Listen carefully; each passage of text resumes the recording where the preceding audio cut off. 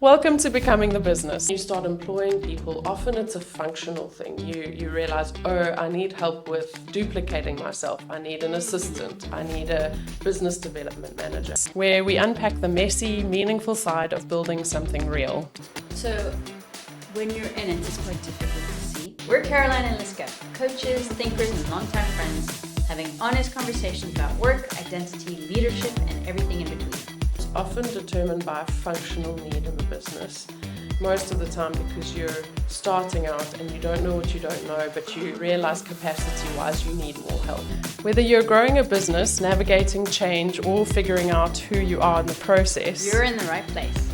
this is Becoming the Business. Hi Caroline. Hi Liska. How are you doing? Good, thanks. And you? I'm good. It's good to be here. Yes. So what are we talking about today? So I thought it would be an interesting thing to talk about what it means to run businesses with people in them. It's inextricably linked to successful businesses, but it's also one of the most complex and difficult things about business. You know, we can design systems and software that's almost like machinery. And yes, machinery breaks down, but we generally know how to fix it. We know what parts need to be replaced.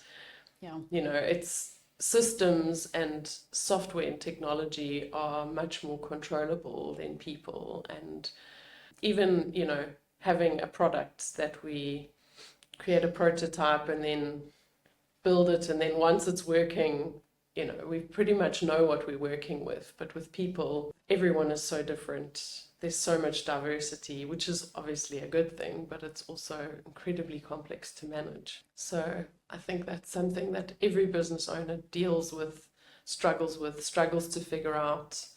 How do you manage people? How do you lead teams? How do you build inspiration and vision into the people that work for you? How do you get them to think like entrepreneurs rather than employees? There's all of that. So where should we start? Because there's a lot of complications with people, because there's the relationship between you and the person that you're dealing with at work, and then if you've got a team, there's the relationship between each team member and the dynamics there. And so to me it's multi-level, multifaceted, and there's always a lot going on. So I know one of the things that we just spoke about is that you're particularly good at tuning into people because of your background. What advice would you give someone who's thinking of starting a team and trying to establish their role? Okay, so in terms of management of now maybe 2 or 3 people and managing them amongst themselves, what advice would you give to people? So I think what often happens is that when you start a business, you're the person. And so the first thing is always understanding self-management. And we were talking about this in a business masterclass yesterday, how when you run your own business, most of the time, you're not very good at managing yourself. We mostly run our businesses, if it's a sole proprietor and you're starting something, as almost like a lifestyle business where you let the business run in a way that actually benefits you. You kind of orient the business around your needs and the way you want to function. Yeah.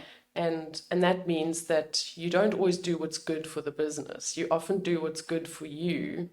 And so the first thing I always say to business owners is to separate you as a person from the business and think of it as 2 entities.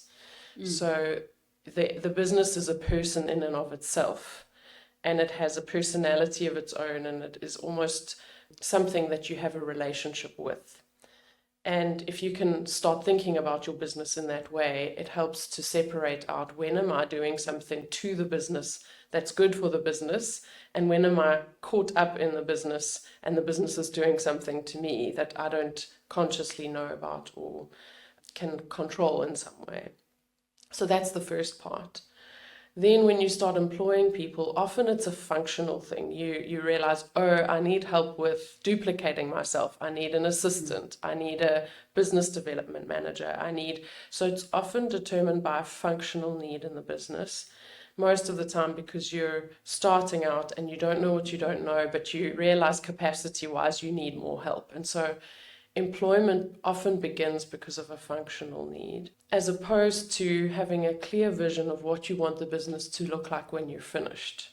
So when it comes to employing people in an ideal world, you want to imagine the business in 10 years from now and almost have a structure of what you want the business to look like.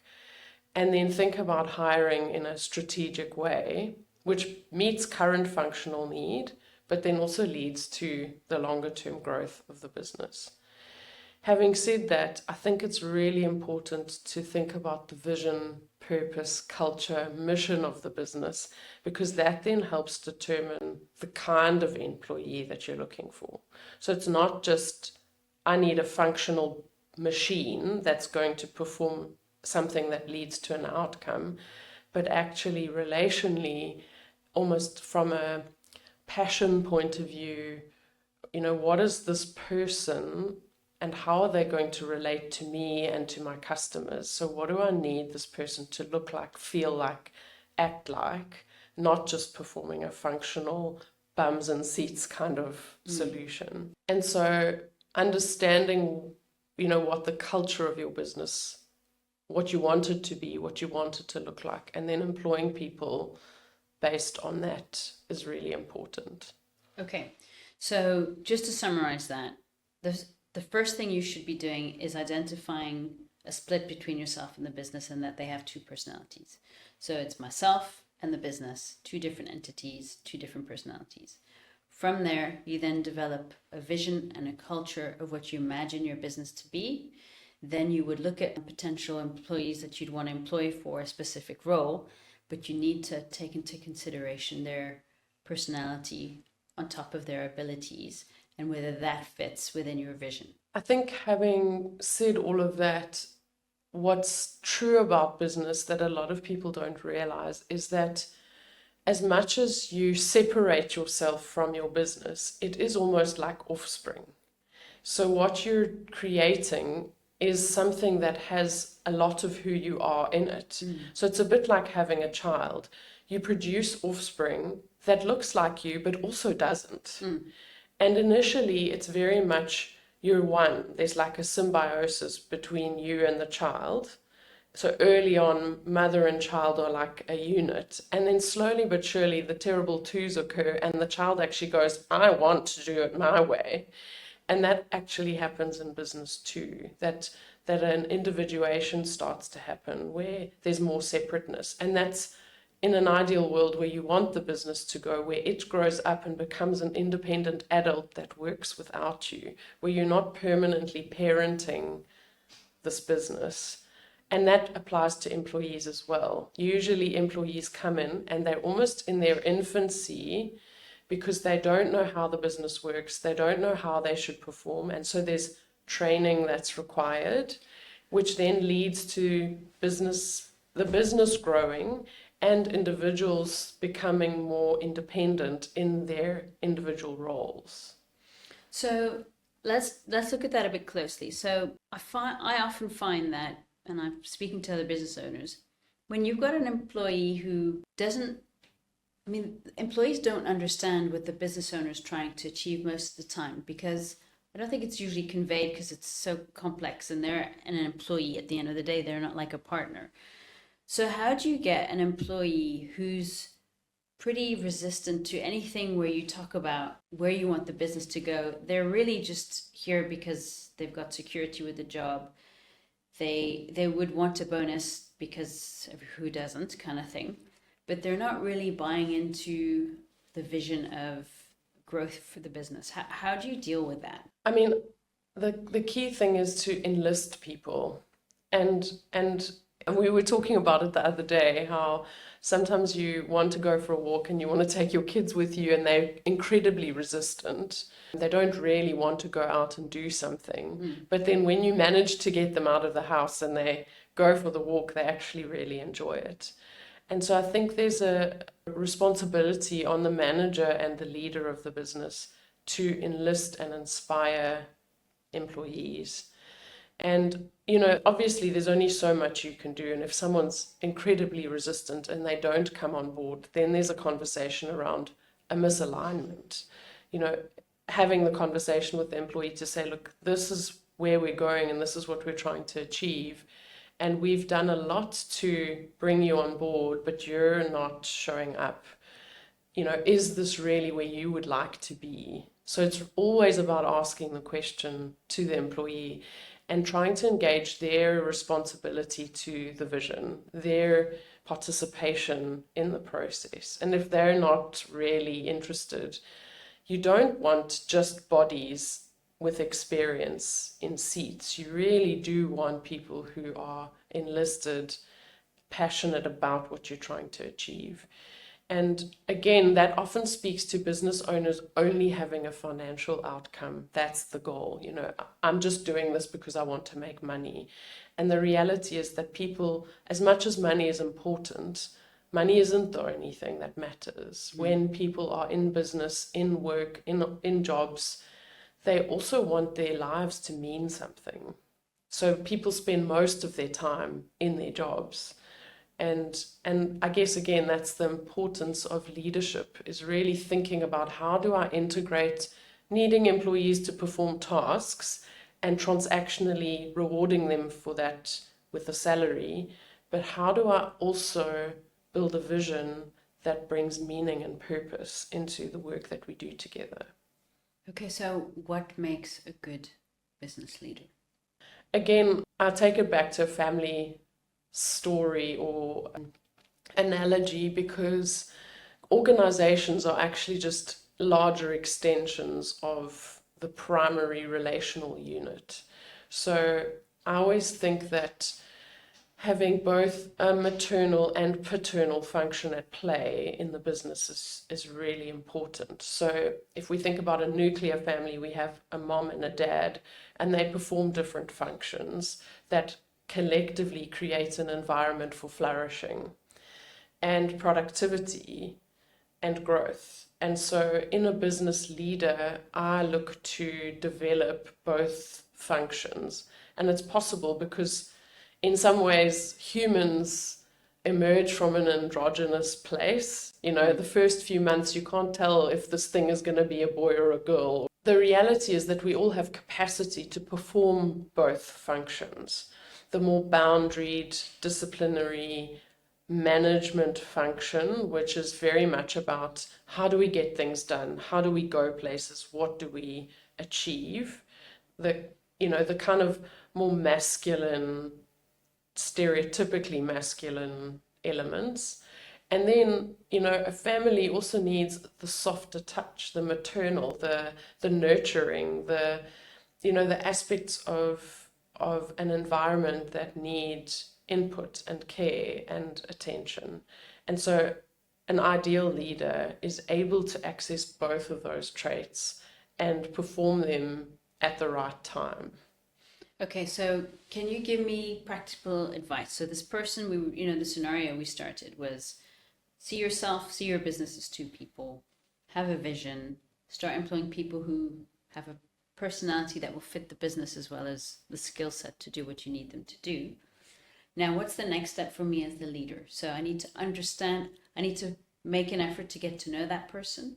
I know we've spoken about the lion appointments and the lion, making sure that your staff are on board with everything.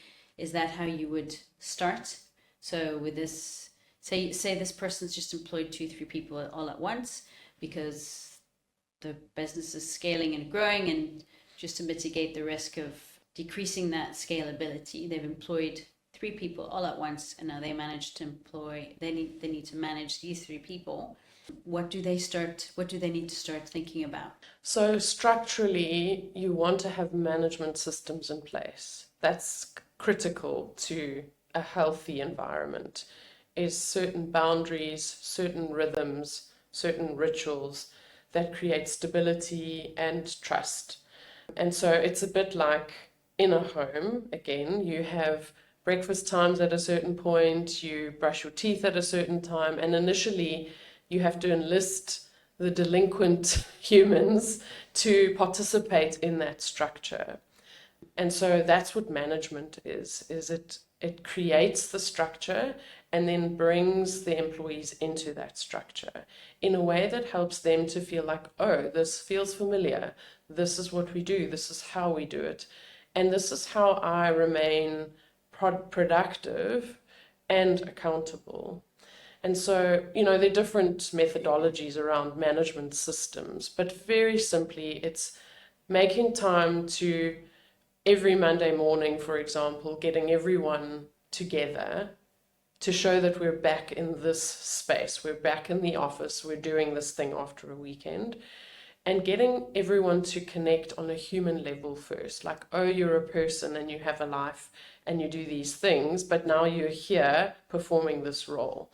So how are you? How are things going? And, get the team to collectively connect. And then it's about productivity. It's about, okay, what things do we need to get done this week? Who's responsible for what? And then the responsibility of the manager or the business owner is to go, how productive are these employees being? And how competent are they at doing the thing that I need them to do? So measuring their competency level and then going, well, they're at a certain level, but I need them to be somewhere else. And how do I get them there? And that's where training comes in. We train employees to keep them fit, like in a sports team. It's not just training to download information and then we expect people to perform. It's really about facilitating fitness, health, and growth. And then it's about checking in later on in the week to see, well, how productive have you been up until this point? And where are the gaps before the end of the week closes out? And so that rhythm, a Monday morning touch point, and then about a Thursday afternoon touch point to go, we've got to 3/4 of the way. How have you been and where are you going for the last little bit of the week? And then what is your plan for the following week? So we start building a planning function into the employees by creating a management system. So that, from a leadership point of view, is you have to have a sense of where your employees are at. You have to kind of know them individually. You have to know what their individual strengths are, and in a way become a coach to your team. So the leader's role is very much a coaching role. And that means that you have to sit outside of the system to some degree. Managers are more like the captain of the team. The manager is on the field with the team, playing with the team, but taking them somewhere, providing a sense of direction and cohesion. The leader's role is to sit outside and go, how is this team performing and where are we taking them? What strengths do we need to develop? Where are the weaknesses? How do we deal with those weaknesses? And how do we move the whole collective forward? So from your experience, so once all of that's set up, from your experience, what are the common problems that stem from management leadership? What's the current theme that you see repeatedly? I would probably split them up into 3 areas, major issues that we deal with in business around teams and people. The first one is personal. People come to work with their stuff. Yes. And so, a lot of managers will be like, I've hired this person, I need them to perform this role, I expect them to show up and perform because that's what I'm paying them for. It's transactional. But the reality is that people come with more than their transaction, more than their function. They come with their storms, their desires, their needs, and with some of their dysfunction. And so that's one of the major areas is personal, and we'll look at how we deal with that. The second is usually a training issue. So often we see problems in business and in teams because there's a lack of competence. And so that's a training issue. And it's really about understanding how training fits into the cycle of business. How do we assess and measure competence? And how do we enlist our employees to see the need for training and their participation in growth and improvement? And then the third one is systems. So often human failure is as a result of system failure. There is a system that isn't working well in the business. And so there's a kind of a mismatch.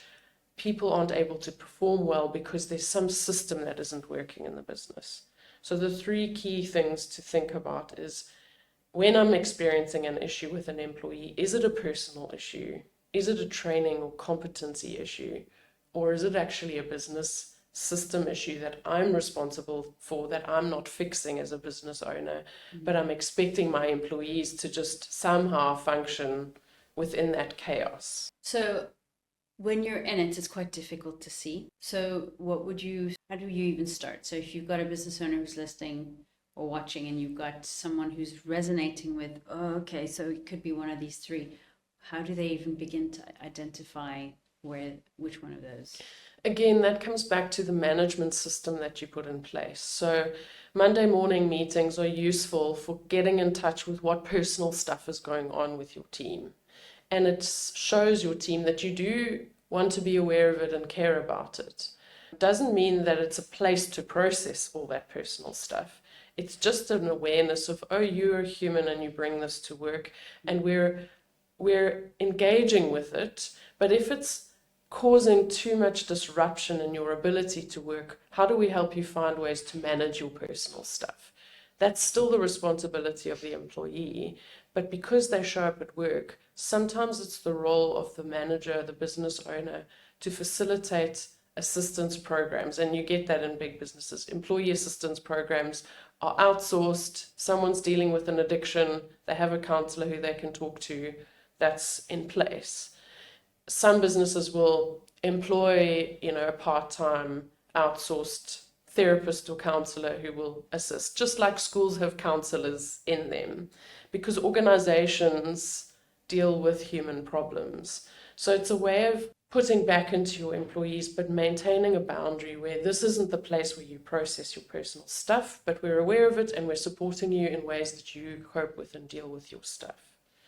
So the management system on a Monday morning helps you to get in touch with the personal stuff. On a Thursday afternoon, I usually recommend that you do one-to-ones. So you don't have time to do 100 one-to-ones if you've got 100 employees, and that's why organograms are useful, and that's where management layers are put in place to facilitate a sort of dilution of who's responsible for who in the organization. So we usually say 1 to 8 is probably the most manageable number. So once you have 16 employees, you realize you're needing another management layer. And so that on a Thursday, you would have one-to-ones with maximum of 8 people. And that means 20 minutes of checking in individually, where are you at with all the things that you are responsible for. And so therein lies the opportunity to check on competency. How are you doing based on what you're expected to deliver? Are you doing it fast enough? Are you doing it at the level that I expect you to do it at? And if not, why? Is it a system issue, a training issue, or a personal issue? And doing that on a repeated basis every week facilitates a process of growth and development, because then every week the employee knows they're being measured on something in an informal way. It's not a performance review, but it's a regular touch point, just like we measure how many steps we take on a daily basis, which helps us to go, oh, I only did 5,000 steps today, and so I need to do something more to improve my step count, because that contributes to long-term health. Exactly the same measurement is required in business. How am I doing every week?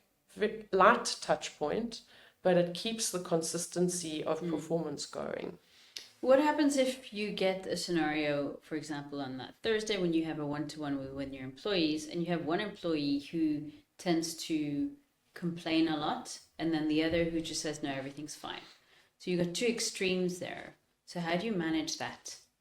Again, that speaks to monitoring people's engagement levels.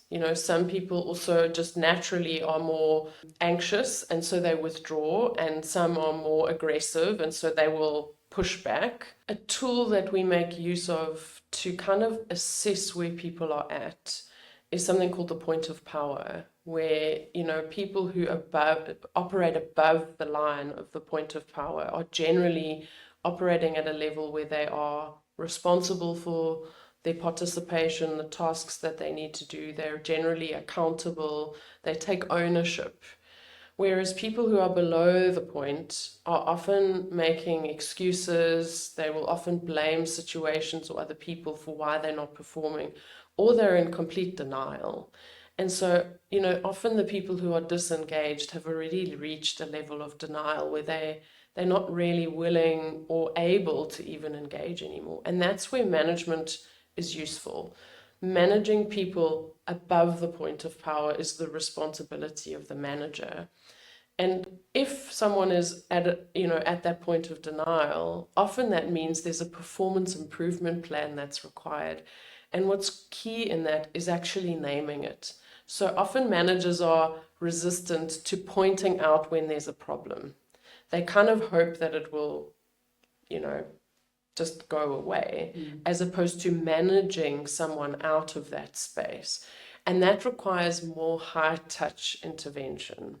It requires a little bit more, okay, I'm going to meet with you today and help you with just getting through the task you need to get through today. Or I'm sensing disengagement.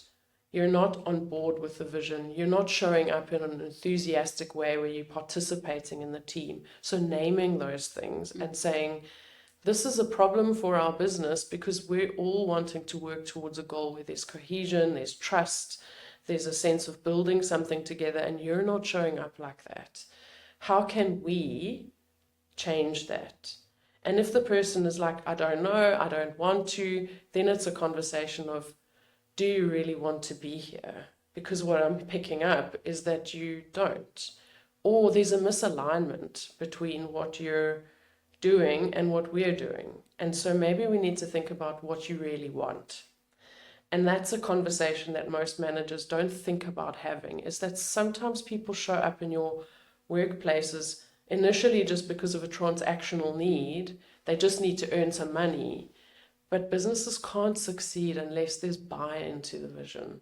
That's when you start dealing with, resistance. And that's what makes managing teams really hard, is where you have players who are not really wanting to play the game.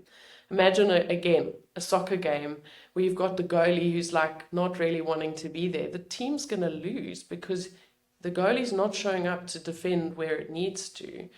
So, yeah, I think we underestimate how much team sport and those analogies play out in business. That's a brilliant analogy, the goalkeeper not wanting to be there.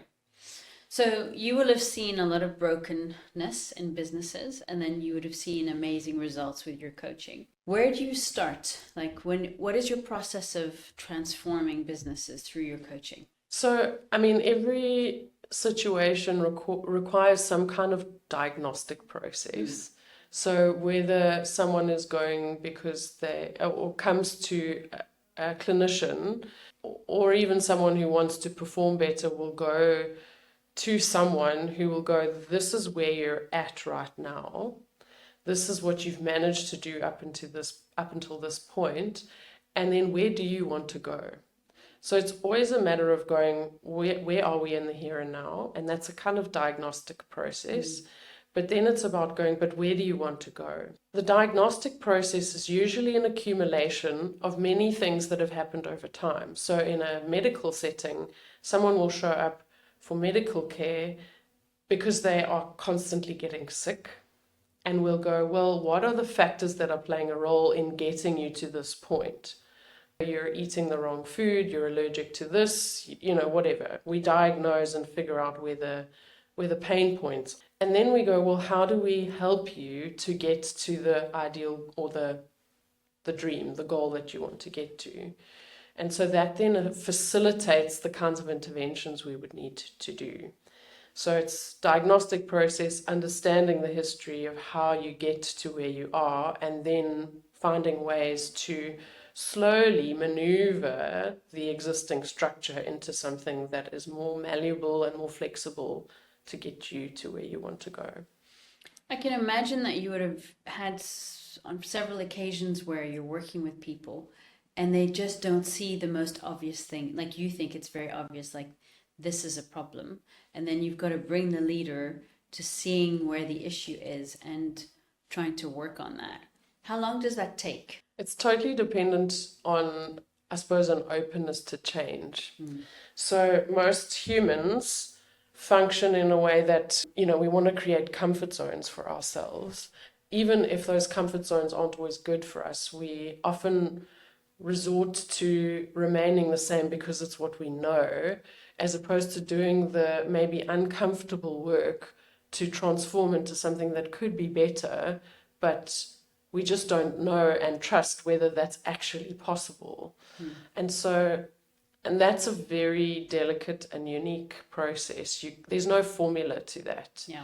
It's very individual, and it requires creativity, I think, to engage and first be able to acknowledge, this isn't working for me. I'm not enjoying this. It's frustrating me. The way that this business is currently working, it's frustrating. So even frustration is a good indicator of, I wonder if things could be different. I wonder if we could make some changes. Most of us need help with change. We don't do well changing by ourselves. Even growth requires two elements. There's always a bee and a flower. There's always there's two things that come together that facilitate growth.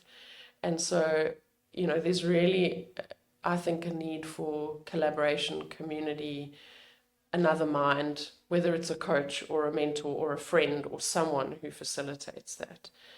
But it does require from the leader an ability to self-reflect.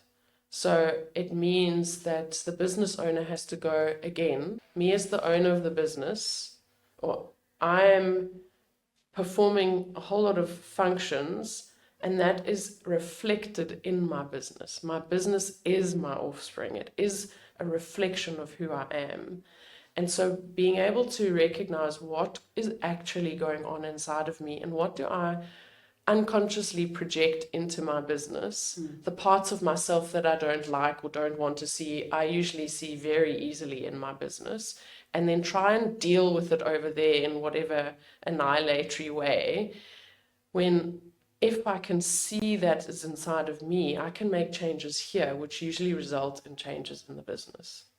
Yeah, and I would say that's why investing in someone who's external and coaching or building a community with people who you don't know and you get that process going, I really think it's got immense value. It does, but we often resist that because it's hard to confront some of those things inside of us. And I mean, I even in my own coaching process will avoid it sometimes because I don't really want to look at the stuff inside of me that I am annoyed with and feel like I can't change.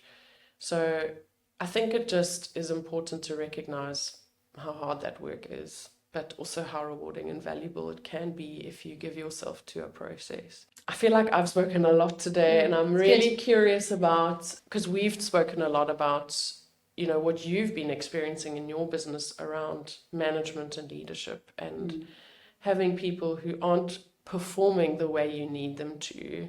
And I'm wondering what you've been grappling with over the last 2 weeks, just because we've been chatting about it. So one of the biggest issues in my case is that we're in a caring profession, where care comes first, and then the business just deals with whatever comes with whatever problems there are that are as a result of caring first, if that makes sense. So it hinders the business aspect of the business because we're caring, and then we end up writing off a ton of accounts, or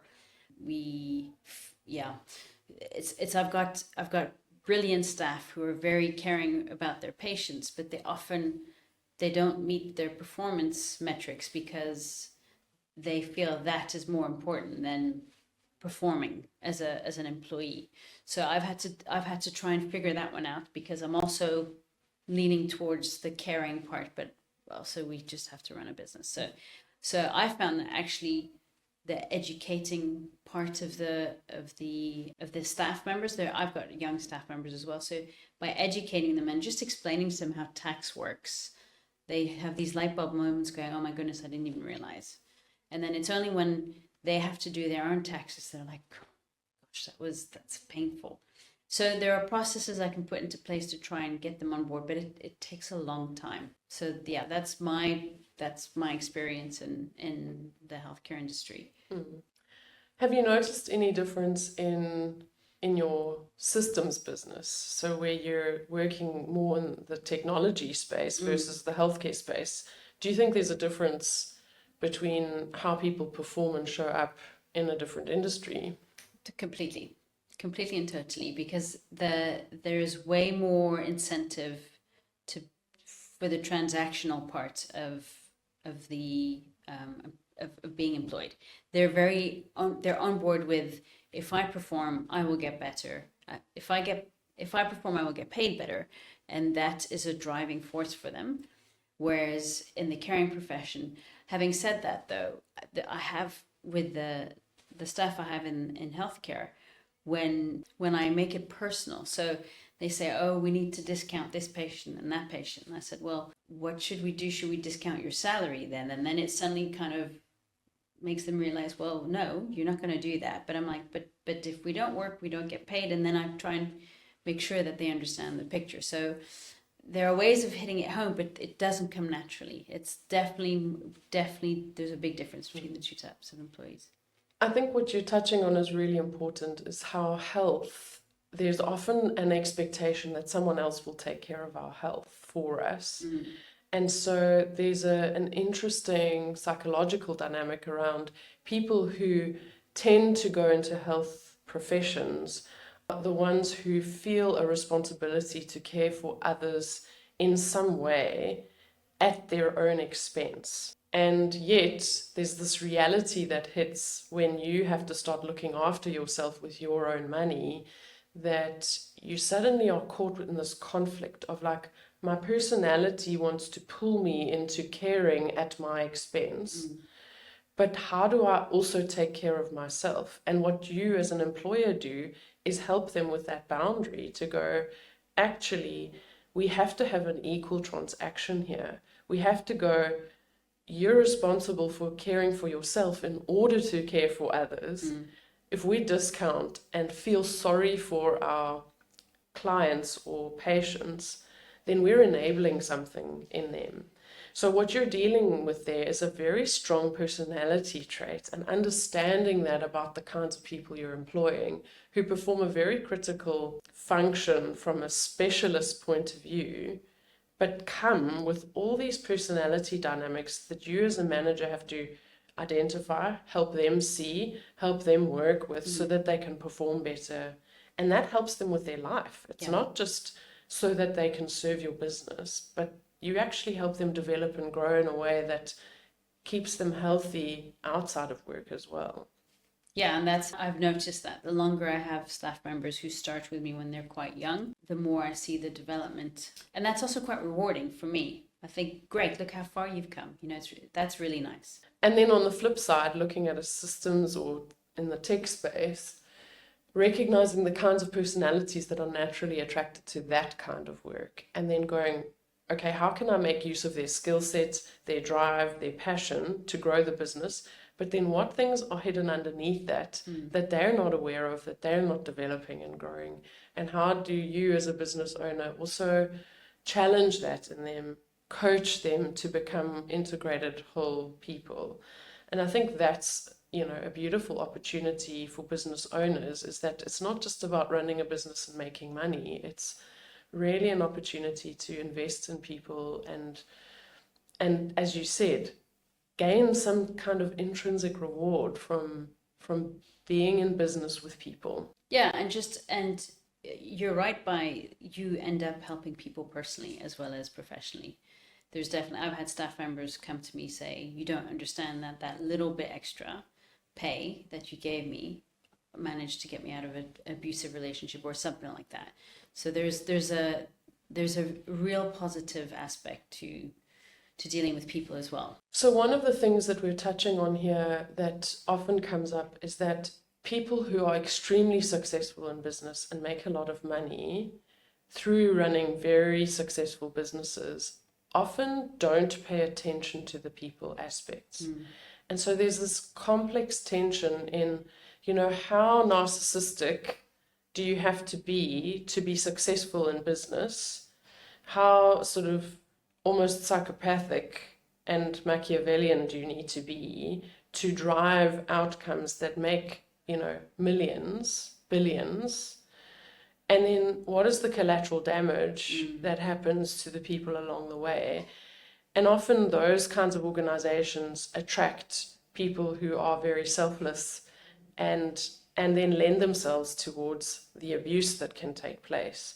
And so there's a lot of complexity around being a business owner and navigating that path.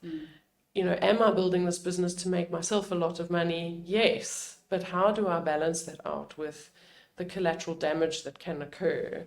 And how do I, you know, make sure that there's a kind of equality and a mutually beneficial transaction?